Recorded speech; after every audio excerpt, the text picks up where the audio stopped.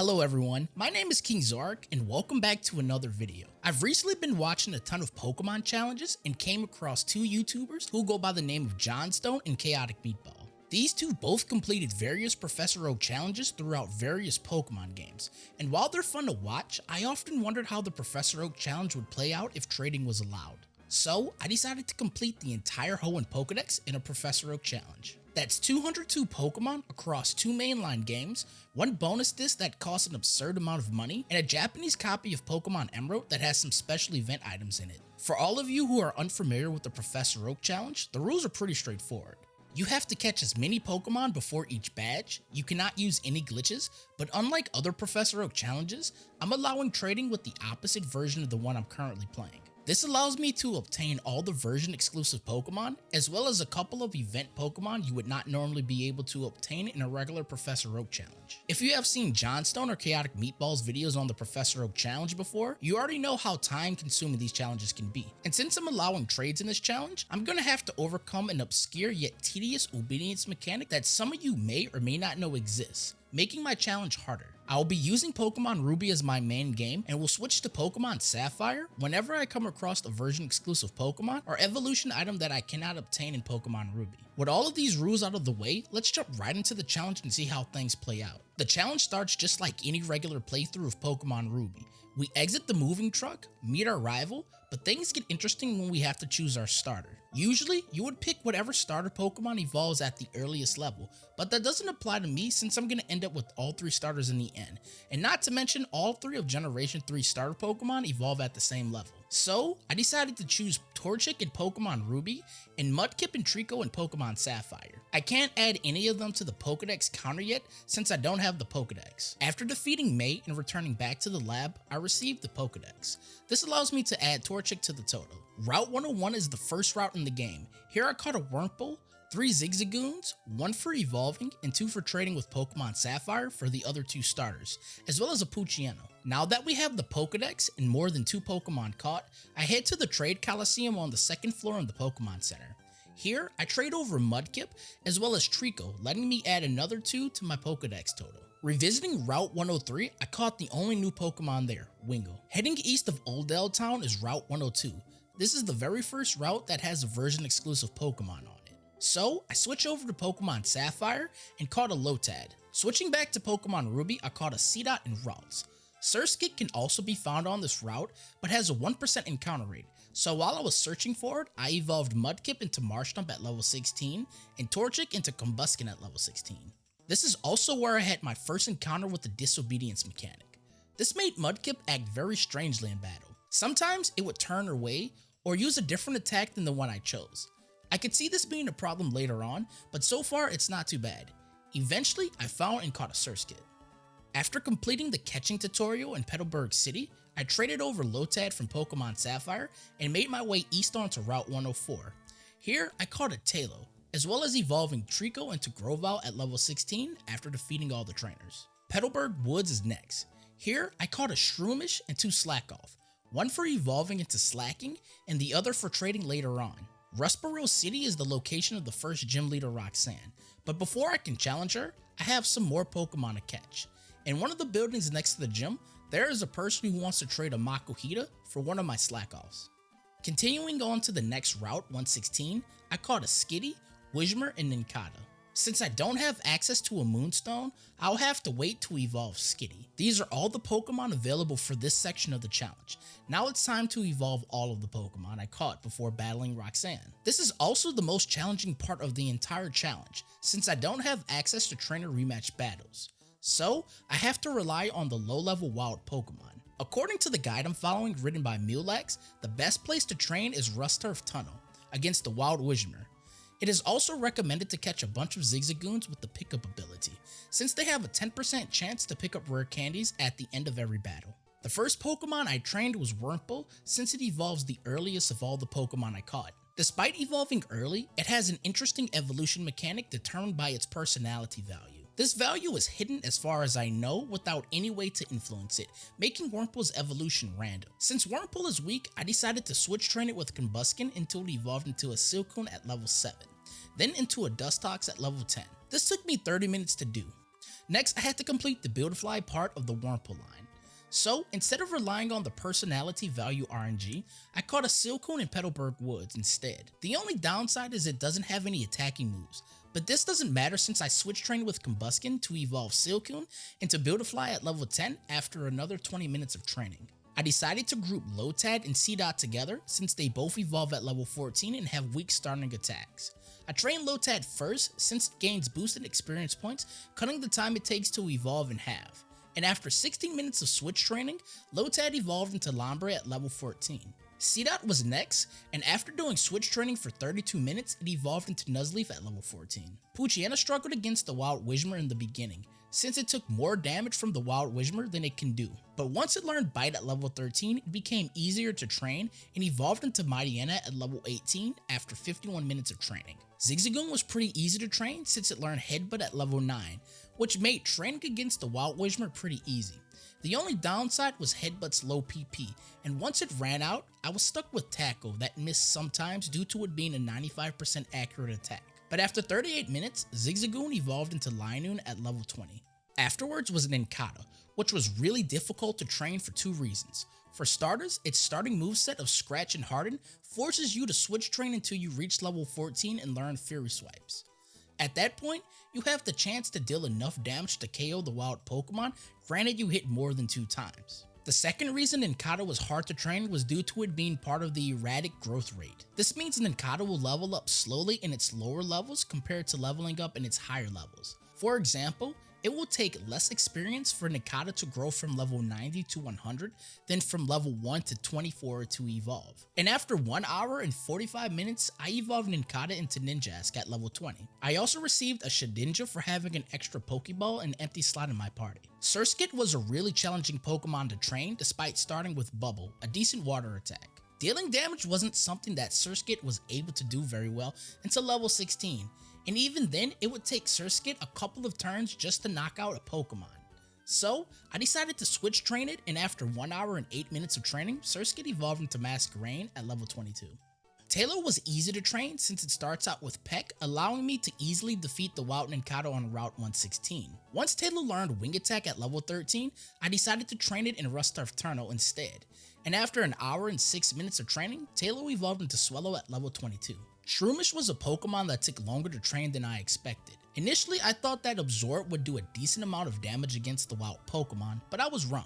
But once Shroomish learned Mega Drain at level 16 and Headbutt at level 22, it became easier to work with. This took me a total of an hour and 42 minutes of training to evolve Shroomish into Breloom at level 23. Makuhita was a frustrating Pokemon to train after level 10. Some battles went by fast while others took multiple turns since Makuhita refused to obey me. And when Makuhita decided to disobey me and use another attack, it would often choose Fake Out, wasting more time. But after training for 1 hour and 11 minutes, Makuhita evolved into Haruyama at level 24. Wingull was just like Talos since it started out with Water Gun, and once it learned Wing Attack at level 13, the grinding basically flew by since I didn't have to return back to the Pokemon Center as much to heal. And after 2 hours and 41 minutes, Wingull evolved into Pelipper at level 25. Ralts took me a long time to evolve since it doesn't know any good attacking moves when you first catch it. So I decided to switch train it into its late teen levels. At that point, Confusion was able to deal pretty good damage against the Wild Whismur and evolved at level 20. Kirlia was easier to train since Confusion did a decent amount of damage against the Wild Whismur. The only problem was Confusion's low PP. In total, I spent 6 hours evolving Ralts into Kirlia, then Kirlia into Gardevoir at level 30. Training Grovyle and Marshtomp went pretty similar. They both have decent attacking moves, but disobeyed me due to me not having any gym badges. To train them both to level 36, it took me 4 hours for Marshtomp to evolve into Swampert and Grovyle to evolve into Sceptile. To round out the Hoenn starter trio was Combuskin. This was pretty straightforward since I didn't have to worry about the disobedience mechanic, and since I used Combuskin to train my weaker Pokemon. It only took me 30 minutes to evolve Combuskin into Blaze. Slackoff surprised me since it was able to deal a lot of damage despite being at such a low level. The only thing that made Slackoff tedious to train was its Truon ability, and after an hour of grinding and slacking off, it evolved into Vigoroth at level 18. Vigoroth, on the other hand, was a lot easier to train since it doesn't have the Truon ability, and once it learned Fury Swipes at level 19, I didn't have to constantly return to the Pokemon Center to get more PP. It took me 3 hours and 12 minutes to evolve Vigor. Finally was Whismur, and for this one, I decided to use every rare candy I picked up training my other Pokemon. This single-handedly is one of the most broken abilities in this game for this challenge. I managed to pick up 79 Super Potions, 74 Nuggets, 72 Revives, 27 Proteins, 25 PP-Ups, 34 Rare Candies, and 74 Restores. This isn't even counting the Super Potions and Rare Candies I used on my Pokemon while training them. With all the Pokemon evolved for this section of the game, I now have a total of 45 Pokemon caught. All that's left for me to do now is defeat Roxanne and claim her badge. After saving the Devon goods and getting the letter from Mr. Stone, I arrived in Dewford Town. Here, I got the old rod from a fisherman, which I used to catch a Magikarp and Tentacool. I then returned to Petalburg City and caught a Goldeen. Back in Granite Cave, I caught a Zubat, Geodude, Aron, Mawile in Pokemon Ruby, Aber, and Sableye in Pokemon Sapphire. I also delivered the letter to Steven in Granite Cave before trading over Sableye to Pokemon Ruby and heading off to Route 110. Here, I caught a Gulpin, Electrike, Minun, Oddish, and Plusle. Since I had to pass through Slateport, I delivered the Devon goods to Captain Stern. This allowed me to return back to Mr. Stone in Rustboro City where I got the experience share. This is going to make training my weaker Pokemon so much easier. After arriving in Mawile City, I head east to Route 117 where I caught a Roselia and Illumise. I also managed to evolve Aber into Kadabra at level 16 while searching for the other new Pokemon, just like Meryl who evolved into Azumarill at level 18. While I was searching for Volbeat that has a 1% encounter rate, and once I caught it, I headed back over to the Trade Coliseum in Mawile City to evolve Kadabra into Alakazam. Now that I caught all the new Pokemon for this section of the challenge, it's time to begin training again. Unlike the last section, the wild Pokemon are a higher level, and I have a bunch of trainers I can battle that I skipped on the previous routes. Magikarp was first, so I decided to give it the experience share as I battled the trainers I skipped. Eventually, Magikarp evolved into Gyarados at level 20 after 50 minutes while battling the trainers I skipped. Oddish was next, and just like Magikarp, I continued to battle the remaining trainers I skipped. But unlike Magikarp, Oddish was able to handle its own against the other trainers' Pokemon. Absorb was a pretty solid grass attack, but I found that teaching Oddish Cut alongside Poison Powder did more damage in the long run, and after 30 minutes, Oddish evolved into Gloom at level 21. Zubat is up, and as you can see, it's hard to train since its starting moveset is pretty terrible. Leech Life barely does damage, and even when I tried to combo it with Supersonic, I was barely able to make a dent into the other trainer's Pokemon. So I decided to switch train it, and after 1 hour and 8 minutes, Zubat evolved into Golbat. Golbat on the other hand was a lot more tedious to evolve since it needs high friendship. Usually, I would just keep Golbat in my party as I progress through the story or spam vitamins on it until its friendship maxes out. However, I can't do that. So, I went to Route 117 and battled a bunch of Roselia and Illumise until it evolved into Crobat 2 hours later. Geodude was next and really easy to train once it learned Magnitude at level 16.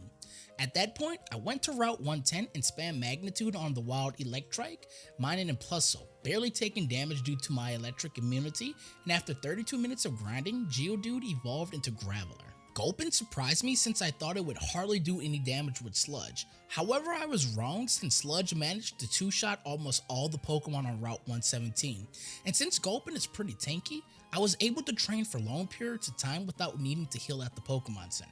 And after an hour and 9 minutes, Gulpin evolved into Swellout at level 26. Electrike struggled against the wild Pokemon on Route 117 even after giving it some vitamins to boost its attack stat, so I decided to just switch train it until it evolved into Manectric at level 26 after 1 hour and 18 minutes. Tentacool had a pretty terrible moveset starting out, so I decided to switch train it until it learned Bubble Beam at level 25.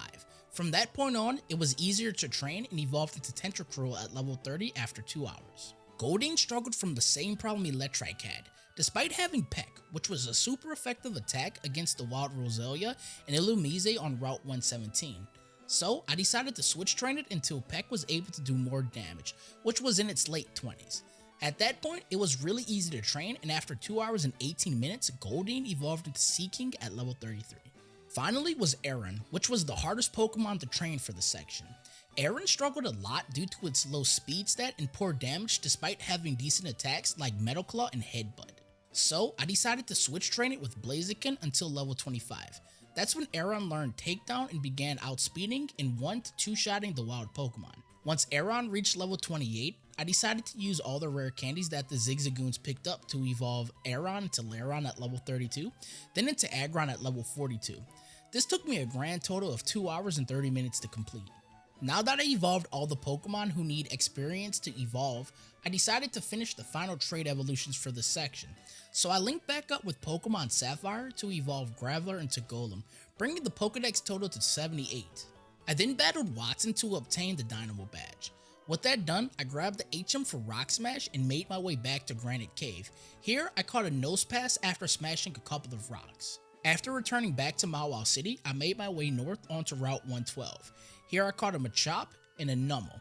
Passing through the Fiery Path, I caught a Torkoal, Koffing, Slugma, and Grimer. Route 113 had Spinda, Sandshrew, and Skarmory. And exiting south from Fall Arbor Town is Route 114. Here I caught a Swablu, Zangoose in Pokemon Ruby, and a Seviper in Pokemon Sapphire. With Meteor Falls coming up, there are a couple of items that can change the total amount of Pokemon you can get depending on whichever version you're doing the challenge in. Since I'm playing Pokemon Ruby, I'm able to use Thief on Wild Solrox, which allows me to get Sunstones earlier than in Pokemon Sapphire. This will allow me to evolve Gloom into Blossom. The next is an extra Moonstone, which I can grab in Pokemon Sapphire and trade over to Pokemon Ruby, allowing me to evolve Jigglypuff, which is something you normally can't do in a standard Professor Oak challenge for Pokemon Ruby. Inside Meteor Falls, I caught a Solrock in Pokemon Ruby and a Lunatone in Pokemon Sapphire. I then made my way back over to Fall Arbor Town, where I evolved Gloom into Blossom with the Sunstone and Skitty into Delcatty with the Moonstone. Before making my way over to Mount Chimney, I also traded over Seviper and Lunatone to Pokemon Ruby. Once I defeated Maxie on top of Mount Chimney, I made my way through the Jagged Pass. Here I caught a Spoink, and as soon as I arrived in Lava Ridge Town, I grabbed the Wynot Egg. Now it's time to begin training again. Unfortunately, trainer rematches aren't readily available for this part of the game, so I'll have to go back to training on Route 117 once I defeat all the trainers I skipped. Fortunately though, most of the Pokemon I need to evolve for this section of the game evolve in their early 30s and have the type advantage. Sandshrew was first, and while Scratch did a decent amount of damage against the wild Pokemon, I decided it would be a better idea to train against the Pokemon trainers I skipped instead of the wild Pokemon, and after 1 hour and 37 minutes, Sandshrew evolved into Sandslash at level 22. Machop also benefited from the trainer battles since I gave it the experience share while training Sandshrew, but only managed to get to level 22 before I ran out. So I decided to finish training on Route 117 against the wild Spinda before Machop evolved into Machoke at level 28. This took me 45 minutes to do. Spunk was next, so I returned back over to Route 117 to train. Having access to Psybeam and Psywave as starting attacks easily dealt with Roselia and Oddish and gave me enough PP that I didn't have to constantly go back and forth healing at the Pokemon Center. And after an hour and 18 minutes, Spoink evolved into Grumpig at level 32. Around this time, the Egg of Wynot hatched, and since it evolves at level 15, I decided to give it the experience share while I was training Numel. And speaking of Numel, I decided to return back to the Fiery Path to train since I learned the move Magnitude at level 19, as well as starting out with the move Ember. This allowed me to easily KO the Machops, Koffings, and Torkoal there, earning me more experience than if I trained on Route 117. And after 2 hours of training, Numel evolved into Camerupt at level 33. Wynot also evolved into Wobbuffet due to the experience share at level 15. This only took me a couple of battles. Swablu was a bit of a challenge to train, since its starting and level up attacks suck. The only 2 attacks that actually do any decent type of damage are Peck and Fury Attack, which it learned at level 18. So I decided to switch train it up until level 30. That's when I started to battle the wild Pokemon on Route 117 until it evolved into Altaria at level 35. This took me 2 hours to complete. Koffing was worse than Swablu since the only decent attacking move it had was Smog.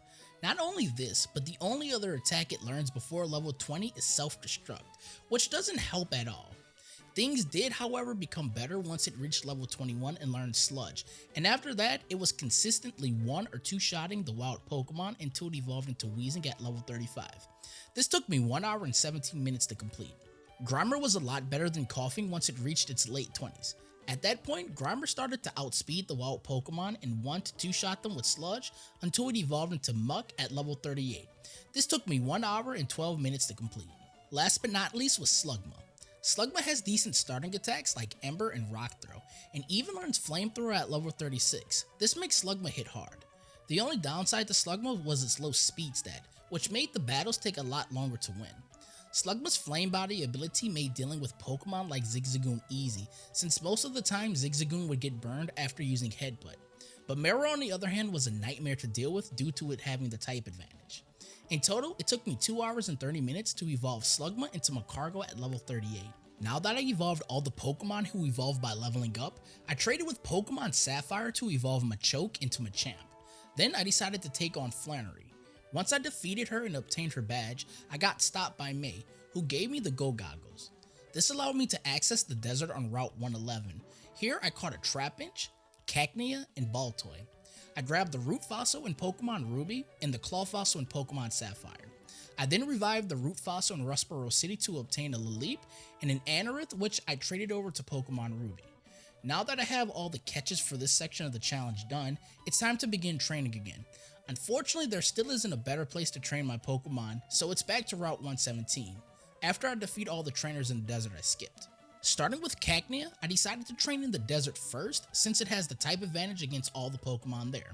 This went fairly well since Absorb managed to 3-shot the wild Sandshrew and Baltoy, while Pin Missile did a great job at dealing with the wild Cacnea. This grind took me an hour and 8 minutes before Cacnea evolved into Cacturn at level 32. Baltoy was just like Spunk but better, since its moveset has better type coverage. Baltoy's starting moveset has Psybeam and Rock Tomb, as well as learning Ancient Power at level 25. This made taking care of Roselia, Illumise, and Volbeat very easy, and after training for 2 hours and 30 minutes, Baltoy evolved into Claydol at level 36. The two fossil Pokemon, Anorith and Laleep, were next, and these two were completely different from each other. Anorith was able to hit surprisingly hard with Scratch, despite being a weak attack. Being both a rock and bug type, it was able to resist a fair number of attacks. The only downside was Roselia's Poison Point. This took me 1 hour and 22 minutes to evolve Anorith into Armaldo at level 40. Laleep on the other hand was pretty difficult to train. Its starting moveset isn't that good, with its strongest attacking move being Acid compared to Constrict and Astonish. The only other good attacking move Laleep learns is Ancient Power at level 43, which is 3 levels higher than its evolution level, so we won't be learning it. So, I decided to switch train with Blaziken until Laleep was able to deal enough damage with Acid. This took me 3 hours and 33 minutes to complete until Laleep evolved into Gradilli at level 40. Finally was the Trapinch line, who was a little annoying to train since its attacks are all physical and the wild Roselia would often poison me with their ability Poison Point. The entire Trapinch line falls into the medium slow growth rate. What this means is that the more Trapinch levels up, it will require more amounts of experience points to grow to the next level. Vibrava was a little better since it learned Dragon Breath and didn't get paralyzed anymore, but it was still a very long grind to do, taking me a total of 4 hours and 12 minutes in total to evolve Trapinch into Vibrava at level 35 and Vibrava into Flygon at level 45. These are all the Pokemon evolved for this section of the game, but before moving forward, I went back to the Fiery Path now that I have access to Strength to grab a Firestone, which will be useful later on. I then went back to Dewford to defeat Brawly since Norman won't battle us until we have 4 gym badges. Once Brawly was defeated, I challenged Norman and defeated him. This gives us access to surf outside of battle. This allowed me to catch a male and female Jigglypuff on Route 115, as well as a Voltorb and Magnemite in New Mawile. I then evolved Jigglypuff into Wigglytuff with my other Moonstone I traded over from Pokemon Sapphire. After receiving the good rod from the fisherman on Route 118, I decided to head back and catch the new fishing encounters. Wilmer on Route 103, Corphish on Route 102, Barboach on Route 111, and Carvana on Route 118. Route 119 has Tropius, and after rescuing everyone from Team Magma at the Weather Institute, I received a Cast Farm. This allows me to surf in the water under the bridge near the Weather Institute where I caught a Feebas. There is also a Leaf Stone available further down Route 119 that I grabbed in Pokemon Ruby and Sapphire. Passing through Fortree City on Route 120, I caught an Absol and a Kecleon. Mount Pyra has a Duskull in the interior section, as well as the Sea Incense that I need to breed a Mero. Voltorb also evolved into Electrode at level 30. From all the trainers I defeated while exploring Mount Pyra. The outside of Mount Pyra has Meditite, Vulpix, and Shuppet, and once we reached the summit of Mount Pyra, I caught the elusive Chimecho. Up next was the Safari Zone. Here I caught a Doduo, Natu, Pikachu, Girafarig, Heracross, Phanpy, Psyduck, Rhyhorn, and Pinsir. I then teleported back to Malval City since I need to deal with Team Magma in Slayport City. But before heading there, I wanted to evolve all the Pokemon who need evolution stones and breed for the baby Pokemon I need. This allowed me to evolve Nuzleaf into Shiftry and Gloom into Vileplume with Leaf Stones. I also evolved Vulpix into Ninetales with the Firestone. And finally, I evolved Pikachu into Raichu with the Thunderstone. Using the daycare on Route 117, I bred a female and male Pikachu together, which let me hatch a Pichu, a male and female Jigglypuff together, which lets me hatch an Igglybuff, and a male and female Mero holding the Sea Incense to let me hatch an Azurill, bringing my Pokedex total to 153. I then took care of Team Magma at Slayport as well as their base in Lily Cove City, grabbing the Master Ball. Surfing east of Lily Cove, I stopped in Most Deep where I talked to a fisherman who gave me the Super Rod, allowing me to catch even more water types. Surfing north of Moss Deep City is the Shoal Cave, where I caught a Spheal, and during low tide on the lower levels, I caught a Snorunt. Surfing towards the Pokemon League is Evergrande City. Here I caught a Corsola and Lovedis after fishing inside the waterfall. Surfing east of Evergrande City is Pacific Log Town, and if you fish just outside of it, you have a chance at finding a Horsey, which has a 5% chance of holding a Dragon Scale. Thankfully, I managed to catch a Horsey holding one after 30 minutes of looking. Finally, I returned back to Lily Cove City and caught a Staryu. These are all the new Pokemon I can catch for this section of the challenge without having access to Dive or Waterfall. Now it's time to evolve them. Thankfully, we don't have to battle the Wild Roselia and Illumise on Route 117 anymore, since we have access to most of the trainers in the Horn region that we can rematch as well as stronger wild Pokemon. I found what worked best for me was once I defeated all the trainers I haven't battled yet was rematching inner viewers Gabby and Ty over and over again. They both have strong Pokemon that are level 39, which reward really good experience points, and as long as Blaziken defeated Exploud first, Magneton would target Blaziken instead of the lower level Pokemon I was training. Since this is going to be pretty repetitive, I decided I'm just going to tell you all the Pokemon I evolved without going into too much detail. Phanpy evolved into Donphan at level 25, Magnemite evolved into Magneton at level 30, Corphish evolved into Crawdaunt at level 30, Natu evolved into Xatu at level 25, Barboach evolved into Wishcash at level 30, Carvanha evolved into Sharpedo at level 30, Doduo evolved into Dodrio at level 31, Horsey evolved into Seadra at level 32, Psyduck evolved into Goldutt at level 33, Shuppet evolved into Banette at level 37, Duskull evolved into Dusclops at level 37, Meditite evolved into Medicham at level 37, Welmer evolved into Wailord at level 40, Spheal evolved into Celio at level 32, then into Walrein at level 44, Rhyhorn evolved into Rhydon at level 42, and Snorunt evolved into Glalie at level 42. Evolving Feebas was a bit tricky since I had to max out its beauty level. In order to do this, I had to make some Indigo Pokeblocks by playing a minigame with some random NPCs. After feeding them to Feebas and maxing out its beauty stat, I leveled it up once and it evolved into Milotic.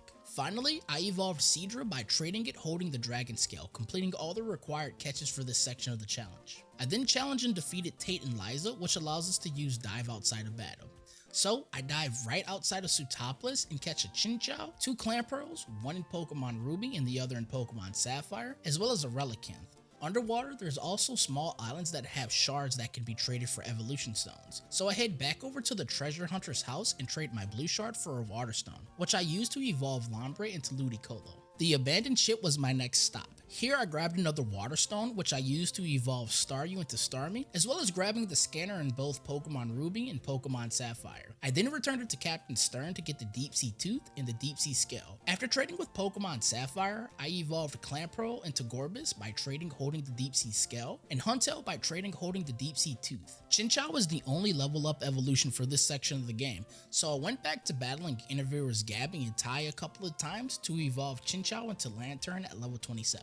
Having access to Dive also allows us to access the sealed chamber. After making my way through the currents on Route 134, I found a tiny patch of water that I can dive on. After resurfacing, I made my way inside the sealed chamber and solved the 2 Burrow puzzles that required me to have a Pokemon that knows Dig, as well as a Relicanth and Wailord in my party. Solving the puzzle opened up the 3 sealed Reggie chambers. Turning back to the desert on Route 111, I can access the desert ruins, and after solving the Burrow puzzle, I caught Regirock. Surfing back over to Route 105, I can access the Island Cave, and after waiting for 2 whole minutes without doing anything, the back door opened, which allowed me to capture Regice. I can't catch Registeel yet since I don't have access to fly, so let's head over to the Seafloor Cavern where I battled and defeated Maxie. This allowed me to access the Cave of Origin in Sootopolis where I caught Groudon in Pokemon Ruby and Kyogre in Pokemon Sapphire.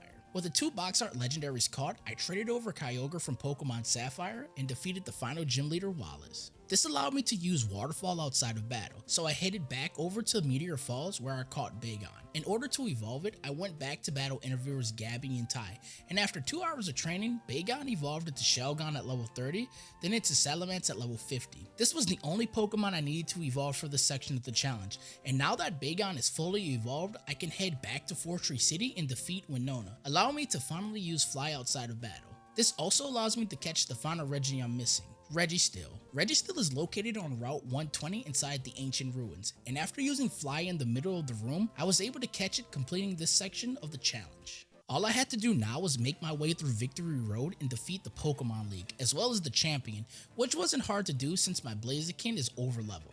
After entering the Hall of Fame, I returned back to Mossdeep City where I received a free Beldum. So, after doing my usual grind with interviewers Gabby and Ty, I managed to evolve Beldum into Metang at level 20, then into Metagross at level 45. This grind took me 2 hours and 30 minutes in total, since Beldum kept getting targeted. Now that I took care of the only Pokemon that evolves from leveling up, I made my way back home and watched the TV, which told me about a strange blue and red flying Pokemon. And after spamming Max Repels and switching between Route 110 and Slateport with level 30 Pokemon, I was able to catch Latios in Pokemon Ruby and Latias in Pokemon Sapphire. I then traded over Latias to Pokemon Ruby. The final legendary I need is Rayquaza, so I set out for Sky Pillar, which took me a couple of attempts to reach the top floor where Rayquaza was thanks to the holes in the ground. After a couple of Ultra Balls later, I managed to catch it, but this challenge isn't over yet since we're missing 2 special Pokemon. In my possession is a Japanese Pokemon Emerald that has every single event item that was available in Generation 3. This took me a while to find, but after searching a bunch of retro game stores online and auction sites, I was able to find one. Through this, I was able to travel to Birth Island and capture Deoxys. The next item I have is the Pokemon Coliseum bonus disc. This was only available to those who pre-ordered Pokemon Coliseum. This disc cost me $191, but also allows me to obtain as many Wishmaker Jirachis, as long as I have a save file on Pokemon Ruby and Sapphire that hasn't received one yet. So, after transferring Jirachi over to Pokemon Ruby and trading over Deoxys from Pokemon Emerald, I can say we have successfully completed Professor Oak's challenge in Pokemon Ruby and Sapphire. Thank you all for watching this, as this is the first of many videos that I'm going to be bringing to my channel going forward like this. Make sure to like, comment, and subscribe, and I will see you all next time. Goodbye.